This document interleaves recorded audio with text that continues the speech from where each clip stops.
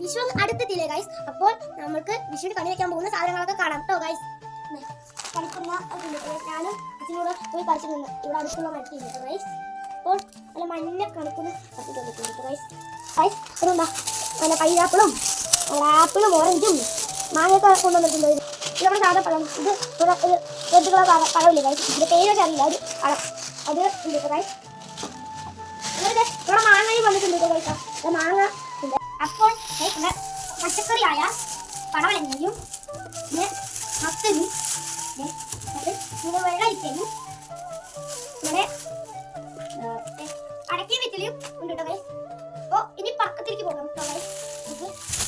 നമ്മുടെ റോക്കറ്റാണ് നമ്മുടെ സ്വന്തം റോക്കറ്റ്. പിന്നെ ഇത് മേലെ പോയിട്ട് ഇങ്ങനെ കളറായി പൊട്ടുന്നത് അടക്കം കേട്ടോ ഗൈസ്. പിന്നെ ഇത് നമ്മുടെ സ്വന്തം കമ്പിത്തിരിയാണ് കേട്ടോ ഗൈസ്. ഇത് കമ്പിത്തിരികള. പിന്നെ ഇത് ചാട്ട. പിന്നെ ഇത് ചാട്ട. പിന്നെ ഇത് ചണ്ടിച്ചക്ക. പിന്നെ ഇത് അതേപോലെ പുറത്ത് വന്നിട്ട് കാണാൻ ചണ്ടിച്ചക്ക. പിന്നെ അടുത്ത കടക്കം കളിക്കാം. ഓക്കെ, അപ്പൊ അടുത്ത കടക്കം കളിക്കാൻ പോകുന്നത്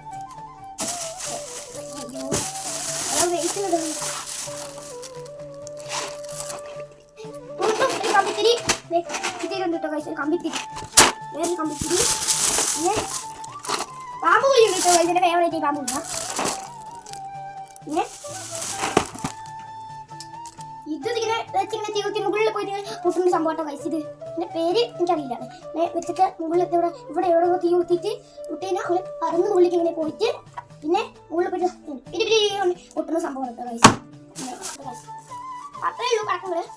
ഓക്കെ.